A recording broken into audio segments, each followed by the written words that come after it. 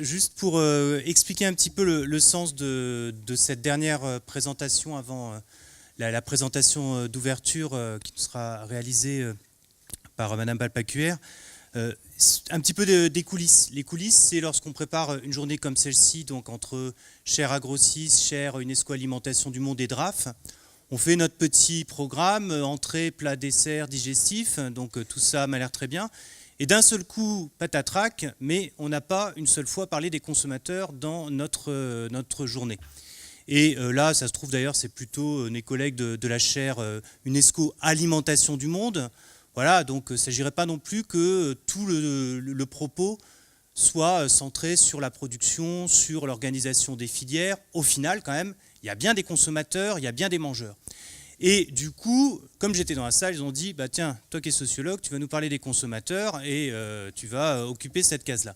Bon, plus sérieusement, j'avais donné les bâtons pour me faire battre parce que j'avais commencé par dire, mais c'est pas très étonnant que spontanément, en faisant le tour de nos idées, qu'est-ce qui pourrait contribuer à cette journée sur la coopération dans les filières, dans les territoires, sur l'innovation, le renouveau, la transition agroécologique, tous ces mots-clés, l'alimentation durable qui étaient les nôtres, c'était pas très étonnant finalement que les consommateurs soient présents. Ou qu'ils arrivent, on va y revenir, en toute fin d'exposé. Alors, pour discuter un petit peu de ça, on peut quand même partir du point de départ. Pourquoi finalement cette question des consommateurs, on se les pose. Pourquoi elle n'est pas si étonnante? C'est qu'effectivement, il y a tout un discours qui est ultra présent, que nous-mêmes, on endosse, vous et moi, de façon régulière, qui est de dire les consommateurs, c'est la clé. Les consommateurs, c'est le moteur des transitions des systèmes agricoles et alimentaires. Si effectivement les consommateurs demain arrêtent de manger de la viande, bah nous, éleveurs de viande, il faudra peut-être qu'on fasse autre chose. Si les consommateurs réclament des produits qui sont meilleurs pour l'environnement, il faut adapter nos pratiques. Un discours aussi qui même s'appelle consommation durable, consommation engagée, consumérisme politique, dit-on même parfois dans les sciences sociales, enfin les chercheurs utilisent parfois ce terme-là. Bon, pour bien dire ici qu'on aurait une figure très particulière du consommateur, relativement située dans le temps, peut-être qu'on pourrait, même s'il y a des antécédents dans le mouvement coopératif par exemple, mais voir réapparaître dans les années 90, d'un consommateur qui se préoccupe finalement des conséquences de ses actes. Discours aussi où le consommateur est ultra présent dans le discours des pouvoirs publics. Ce n'est pas du tout rare que sur des questions, prenons par exemple le gaspillage alimentaire, les pouvoirs publics finalement renvoient une forme de responsabilité au consommateur en disant « t'as mal rangé ton frigo, t'as encore laissé abuser par les promotions du supermarché, résultat tu jettes la moitié de ce que tu achètes ». Bon, ce discours de nouveau sur les consommateurs comme finalement moteur ou frein, mais l'idée c'est d'en faire des moteurs, des leviers des transformations agricoles et alimentaires. Voilà, une fois que je vous ai dit tout ça, qui ne vous surprend pas, et pourtant, à part effectivement la toute dernière intervention, les consommateurs, j'aurais pu faire le test, les compter, ils ont peut-être une fois de temps en temps, ils sont apparus, et pourtant même parfois, on était sur des biens de consommation. Le vin ici qui a été évoqué, c'est des biens de consommation. Les produits paysans d'ici, d'étiquables, ce sont des biens de consommation, etc. Donc on aurait pu s'attendre effectivement à ce que les acteurs ici supposés centraux moteurs, les consommateurs, soient très présents. Bon, c'est aussi d'une certaine façon des grands absents dans d'autres domaines. On peut par exemple poser la question, on va trouver la réponse aussi tout de suite, est-ce que les consommateurs ont été actifs lors des états généraux de l'alimentation? La réponse est oui, par le biais d'associations de consommateurs. Ok, bon, on a déjà progressé, c'est peut-être pas les consommateurs tout court. Est-ce que les consommateurs sont actifs dans l'organisation des circuits d'approvisionnement de leurs supermarchés? Là, j'ai plus envie de dire, à part effectivement choisir, acheter, peut-être impulser, donner le signal qu'ils veulent plus de sans gluten ou de bio, ils ne sont pas véritablement actifs dans cette organisation-là. Donc c'est aussi ce constat qu'on peut commencer à faire ensemble, qui est que dans la pratique, les consommateurs, si on évalue leur capacité à finalement aller vers la transition agroécologique ou la soutenir plutôt, soutenir la mise en place de systèmes alimentaires plus durables, ils sont finalement relativement peu actifs. Alors actifs, le terme n'est pas précis, on peut distinguer deux situations. Parfois ils sont actifs, parfois pour agir directement pour transformer les règles. Alors là, si on réfléchit bien au sens de tout ça, c'est des consommateurs qui vont organiser les échanges, définir la qualité, fixer les prix, par exemple. Oui, ça arrive, et effectivement, dans le dossier, par exemple, des circuits courts et plus singulièrement des systèmes de type AMAP, c'est quelque chose qui a été beaucoup dit. On a pu ici voir un cas intéressant où il y a une forme de codétermination des règles de l'échange, une concertation éventuelle sur les modes de production, etc., qui associe les agriculteurs et les consommateurs. Alors peut-être deuxième exemple, pour montrer que ce n'est pas non plus réservé au monde des AMAP ou des circuits courts, il se développe un petit peu partout en France des supermarchés coopératifs. Là, ça commence aussi peut-être à être intéressant, c'est-à-dire des consommateurs vont décider finalement de ce qu'on va trouver dans les rayons de leur supermarché. Sur ce, j'ajouterais, ils vont décider, mais sur la base de quoi? Quand même, d'un certain nombre de fournisseurs de produits qui peuvent être des producteurs, mais aussi des grossistes en produits, par exemple, d'entretien, ménager, etc., porteurs de différents labels, d'écolabels, etc. Bon, là déjà, effectivement, leur action s'arrête au choix entre ces différents distributeurs-là. Bon, mais finalement, si je vais réfléchir, trouver tout plein d'exemples pour essayer d'en trouver, enfin, vous pouvez m'en communiquer d'autres juste après, mais des consommateurs qui agissent directement pour transformer les règles, c'est finalement très rare. Et toutes les situations qu'on a eues quasiment depuis ce matin, c'est des situations où, en réalité, ce ne sont pas les consommateurs qui transforment les règles, ce sont les autres acteurs des systèmes agricoles et alimentaires qui le font, à savoir, si je prends d'un bout ou l'autre, des producteurs, des transformateurs, pourquoi pas des pouvoirs publics aussi, pourquoi pas effectivement bien sûr des distributeurs qui vont de façon plus ou moins concertée, parfois c'est un qui tire, parfois c'est tout le monde un petit peu en même temps qui essaie de s'accorder, vont déterminer finalement des évolutions possibles et vont essayer de transformer les systèmes agricoles et alimentaires. Et dans toutes ces situations-là, la plupart du temps, les consommateurs, qu'est-ce qu'ils font? Justement, ils sont dans une situation où ils délèguent à d'autres la construction de cette durabilité. Typiquement, qu'est-ce que ça donne? Moi, j'achète un paquet de chocolat ou un de chocolat étiquable, commerce équitable, le label ici AB aussi sur le paquet. Qu'est-ce qui se passe? Je fais confiance, je délègue à étiquable. Mais en réalité, c'est même plus compliqué que ça parce que je délègue aussi à toutes les personnes qui ont élaboré le cahier des charges agriculture biologique, voire le cahier des charges de commerce équitable qu'Éticable utilise, les certificateurs. Et puis, d'une certaine façon, je fais peut-être, si je l'ai acheté chez Biocoop, aussi confiance au réseau Biocoop pour proposer un vrai bon commerce équitable ou un vrai bon agriculture biologique qui ne soit pas un truc au rabais. Voilà, dans toutes ces situations, finalement, les consommateurs sont indispensables à ce que Éticable développe ses projets, fasse des actions auprès des producteurs, ainsi de suite, mais ils sont à la fois indispensables, à la fois, je dirais, actifs, mais j'ai envie de surtout dire très passifs. Ce n'est pas eux qui construisent ici les choses. Donc, dans toutes ces situations, finalement, la consommation durable, la consommation responsable, la consommation engagée, etc., c'est un acte entre actif et passif, mais plutôt, j'ai envie de dire, où on fait confiance très largement, où on délègue très largement la construction de toutes les relations des systèmes. Et pour cause, je rajoute, construire des systèmes alimentaires ou durables ou réaliser la transition agroécologique nécessite tout plein d'ajustements.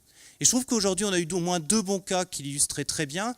C'est d'une part le cas Calisol, Nutrinat, voire Éticable, vous avez compris qu'ils sont même en lien tous les trois, où là, vous réalisez qu'il faut trouver un ajustement pour trouver finalement la bonne recette de transformation agroalimentaire qui va bien, sans doute. Il y a des acteurs qui n'étaient pas présents aujourd'hui, mais on pourrait rajouter avec les bonnes semences au départ pour finalement la bonne production, le mode de production, etc., la distribution, le prix, comment on s'entend là-dessus. Toutes ces démarches que Philippe Fleury a présentées comme des SIAM sont des démarches où il y a tout plein d'ajustements. J'ai beaucoup aimé aussi le cas des bouteilles, là, du recyclage des bouteilles, où, comme ça a été bien dit, c'est un pas de côté, chacun a réalisé un pas. Mais on voit bien que si moi, consommateur, tout seul, je veux créer ce système, j'ai beau les ramener mes bouteilles, il ne se passe rien.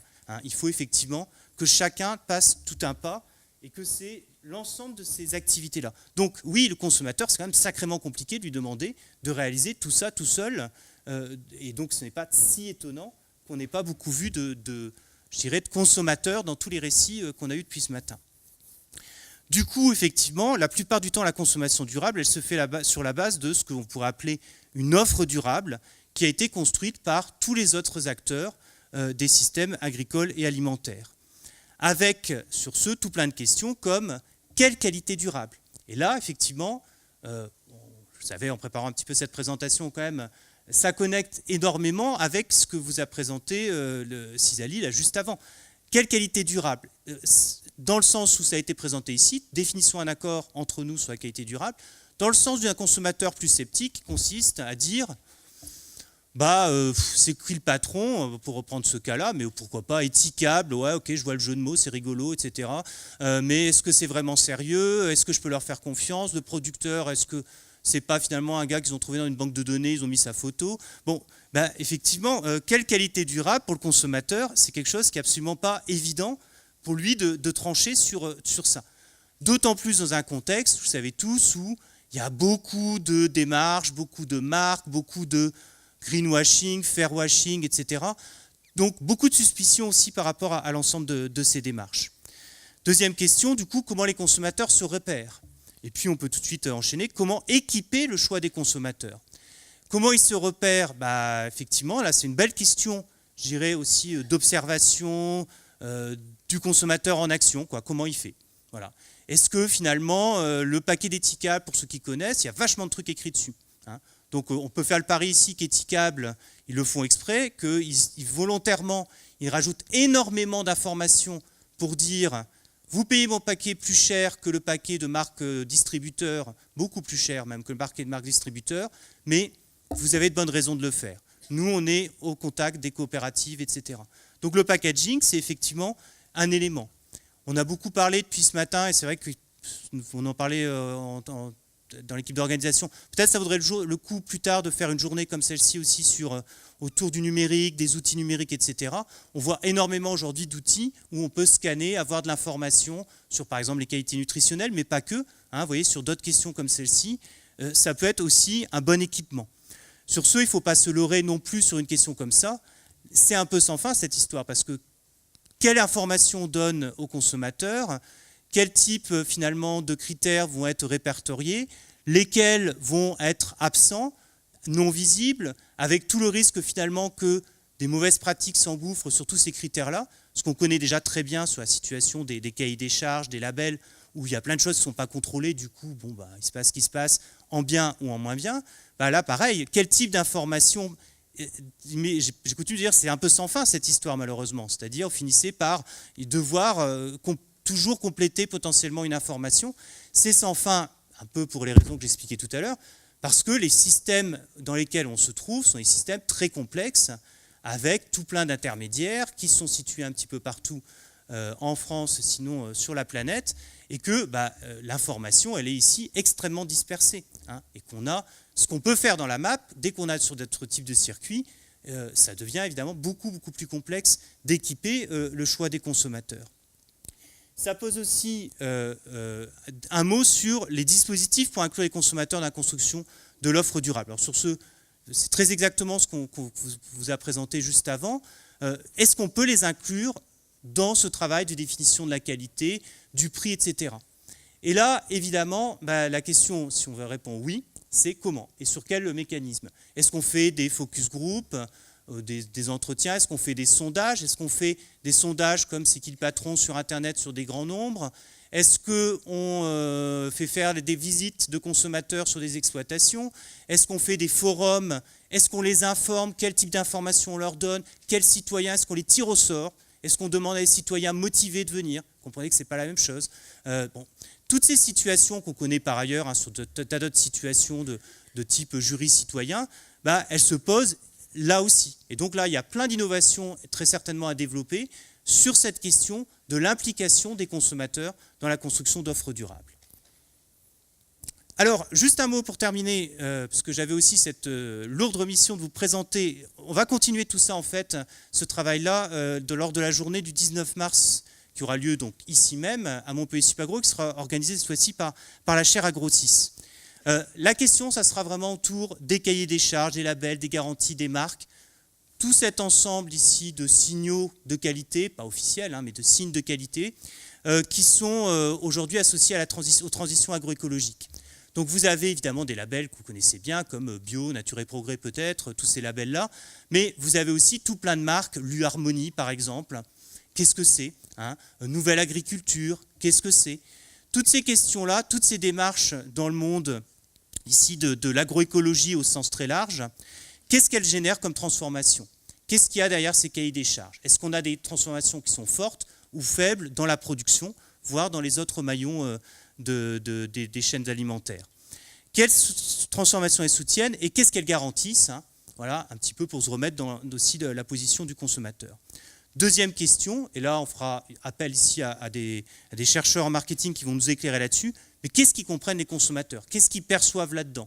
Est-ce que finalement, à force, tout se vaut à leurs yeux? Est-ce qu'il y a des choses auxquelles ils tiennent plus que d'autres? Est-ce qu'ils sont défiants? Est-ce qu'accoler une marque de multinationale, je vais dire un peu méchante, avec un joli label bien gentil, ça marche pas? Tout ça, effectivement, ce sont des bonnes questions sur lesquelles on reviendra. Et puis, comment définir les cahiers des charges? Comment impliquer les consommateurs? On pourra par exemple à l'occasion parler de quelque chose qui n'a pas été évoqué aujourd'hui, les systèmes aussi de certification participative, où là, les consommateurs interviennent non pas tant pour définir le cahier des charges, mais pour vérifier son application et entrer dans une situation finalement de discussion, de dialogue avec les producteurs qui sont certifiés. Voilà.